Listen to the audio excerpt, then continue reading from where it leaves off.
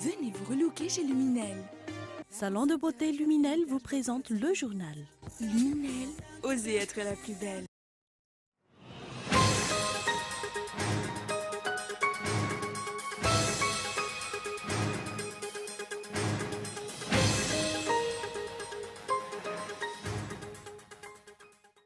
Interviewé dans un quotidien s'il sera candidat à la prochaine élection présidentielle, le président du parti MMM, Ads Andianen Arvelu, a été clair dans ses propos.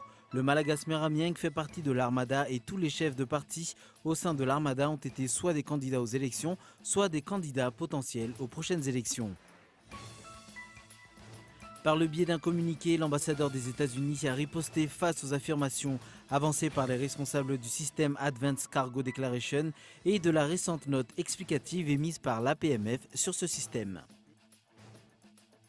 La contre-attaque de Marine Le Pen, je n'ai jamais reconnu quoi que ce soit devant des enquêteurs de l'Office antifraude européen que je n'ai jamais vu. C'est pourtant ce que révèle un rapport de l'Office antifraude européen publié hier par Mediapart et Marianne.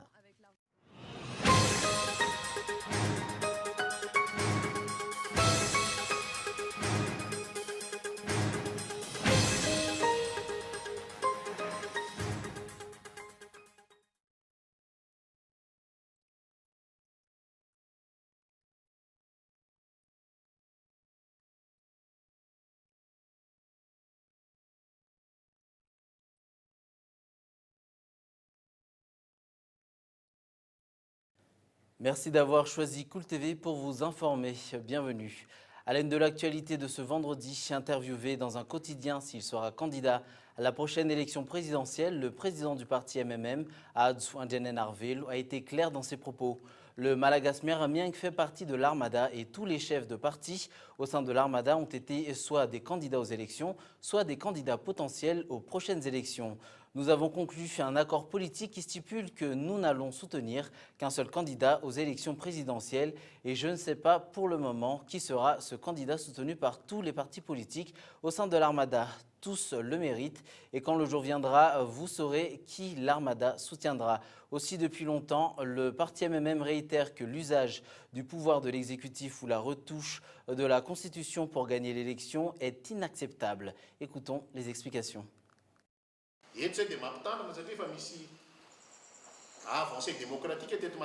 Une avancée démocratique a déjà eu lieu à Madagascar. Tout le monde est sur le même pied d'égalité pour être candidat à l'élection. Si jamais personne songe à modifier la Constitution pour rester au pouvoir et pour ses propres intérêts, le MMM ne pourra jamais accepter cela.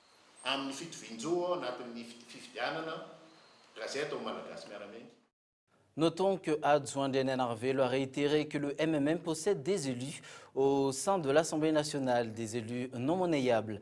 De plus, le MMM ne fera jamais partie d'un gouvernement dont la mise en place n'a pas respecté la Constitution.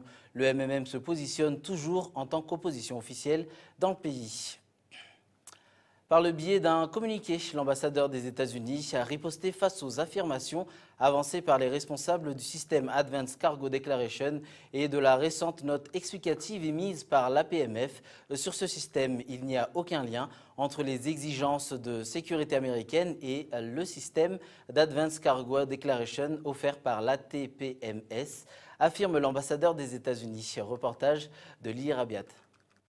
Il n'y a aucun lien entre les exigences de sécurité américaine et le système d'ACD offert par ATPMS, affirme l'ambassadeur des États-Unis dans un communiqué.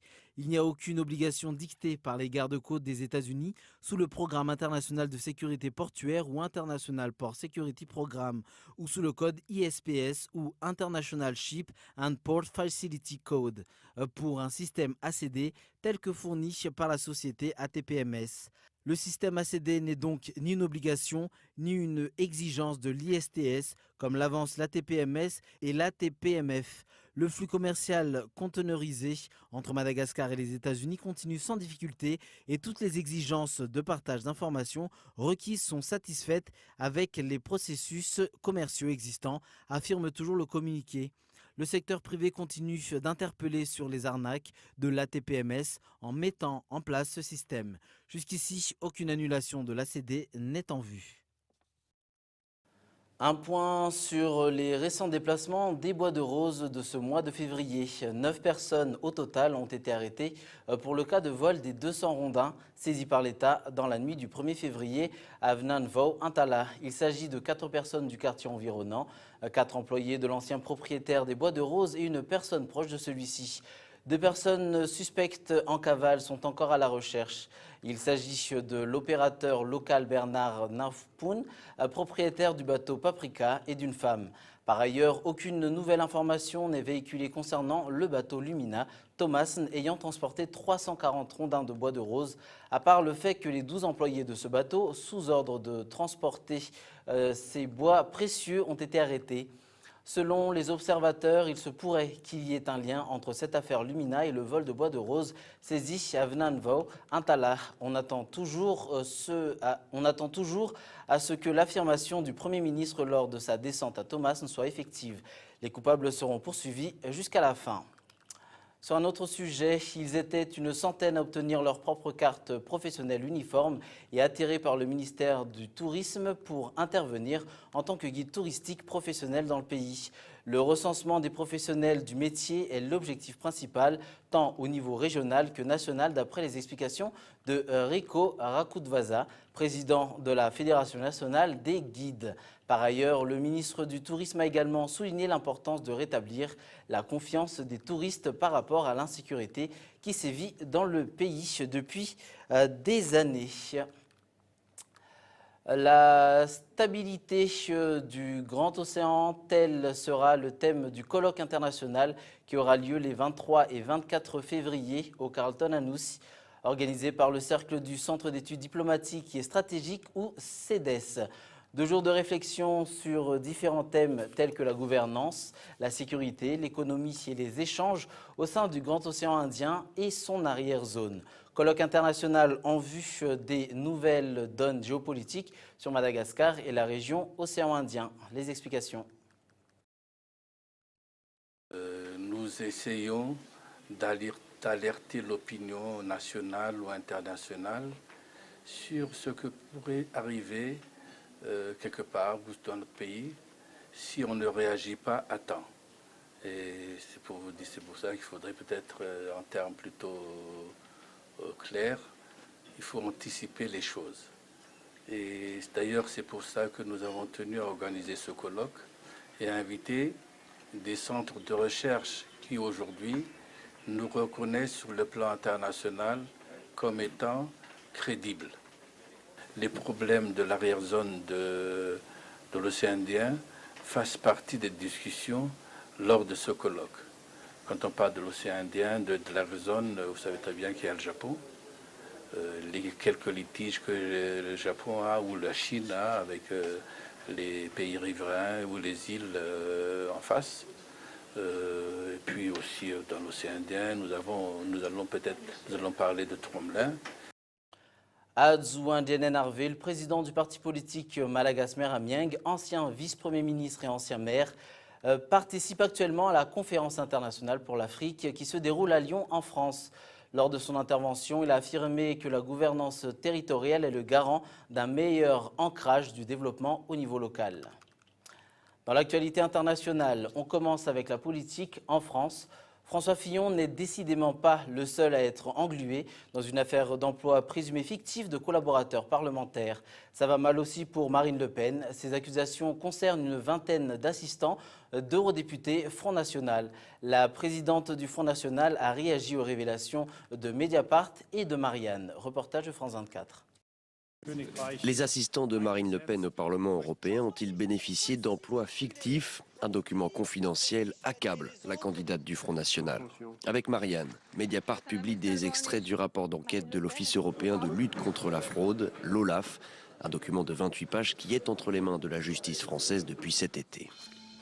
Le rapport scrute la situation des assistants embauchés par Marine Le Pen au Parlement européen depuis 2009. Et parmi les 12 personnes concernées, 2 intéressent particulièrement les enquêteurs. Olaf considère que Mme Le Pen a produit au Parlement européen un contrat de travail apparemment faux pour l'emploi fictif de M. Légier en qualité d'assistant local. L'enquête a également montré que Mme Le Pen avait fait employer par le Parlement européen Mme Catherine Griset sur un poste d'assistante parlementaire accréditée à Bruxelles, alors qu'elle était son assistante personnelle au siège de son parti en France. Depuis le début de la procédure, Marine Le Pen dénonce une opération politique. Je suis jugé par la partie adverse. Alors ça pose un problème dans un état de droit. C'est la justice qui doit décider quand il y a un désaccord entre A et B. C'est la justice qui décide si c'est A ou si c'est B qui a raison. Mais B ne peut pas juger A, vous voyez. Thierry Légier est le garde du corps des Le Pen depuis 1992 et Catherine Griset l'assistante de Marine Le Pen depuis 1993. Pour le premier, Marine Le Pen a reconnu que ses bulletins de salaire ne lui ont pas été versés et qu'elle ne l'a pas employé comme assistant. L'argent récupéré servait d'après elle à régulariser une situation avec le Parlement qui lui devait de l'argent. Quant à la seconde, l'OLAF note sa très faible présence dans les locaux du Parlement à Bruxelles et émet des doutes quant à son activité réelle. C'est désormais à la justice française de se prononcer. Nous nous rendons maintenant en Corée du Sud où l'héritier de Samsung a été arrêté depuis plusieurs mois. Lee Jae-yong fait l'objet d'une enquête pour corruption, enquête qui est liée au scandale qui a mené à la destitution de la présidente sud-coréenne. France 24. Comme lors de ses précédentes sorties du bureau des juges, Lee Jae-yong reste impassible. Mais cette fois, l'héritier de l'empire Samsung et numéro 2 du groupe va bien passer la nuit en détention. Il a été écroué après l'audience de jeudi et devra donc répondre des accusations de corruption, dissimulation d'actes criminels et d'actifs à l'étranger, détournement de fonds et parjure. Le PDG de Samsung, Park Sang-jin, est lui ressorti libre. Les magistrats semblent donc viser plus particulièrement le petit-fils du fondateur de Samsung. Il aurait notamment promis de verser environ 35 millions d'euros à des fondations dirigées par Choi Soon-sil. Aujourd'hui en prison, celle-ci aurait en échange permis l'appui par les autorités d'une fusion de 2 filiales du géant électronique, et ce grâce à son influence sur son amie, la présidente sud-coréenne Park Geun-hye. Car c'est bien l'importance prise par cette confidente de l'ombre qui a mené en décembre au vote du Parlement destituant la chef de l'État et qui vient désormais obscurcir l'avenir d'un homme destiné jusqu'à aujourd'hui à diriger le numéro 1 mondial de la téléphonie mobile. Avant de refermer ce journal, voici un rappel des titres. Interviewé dans un quotidien, s'il sera candidat à la prochaine élection présidentielle, le président du parti MMM, Ad Swanjenen Arvelo, a été clair dans ses propos. Le Malagas Meramieng fait partie de l'Armada et tous les chefs de parti au sein de l'Armada ont été soit des candidats aux élections, soit des candidats potentiels aux prochaines élections. Par le biais d'un communiqué, l'ambassadeur des États-Unis a riposté face aux affirmations avancées par les responsables du système Advanced Cargo Declaration et de la récente note explicative émise par l'APMF sur ce système. Et enfin, la contre-attaque de Marine Le Pen. Je n'ai jamais reconnu quoi que ce soit devant des enquêteurs de l'Office antifraude européen que je n'ai jamais vu. Voilà qui referme ce journal. Prochain rendez-vous avec l'information en version française. Demain, 20h45 sur Cool TV. Bonne soirée et au revoir.